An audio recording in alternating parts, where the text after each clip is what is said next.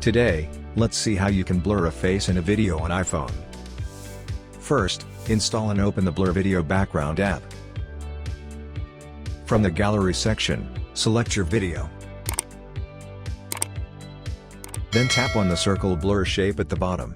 A blurry sphere will appear. Move the shape to the person's face you want to blur.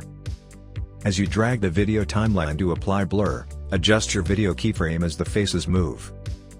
Make sure to drag it all the way to the end of the video.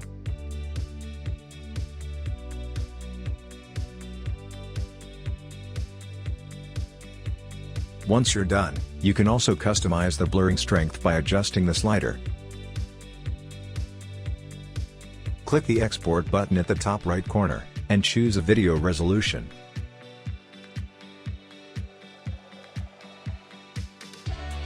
When the exporting is complete, simply save the video to your camera roll, and you're good to go.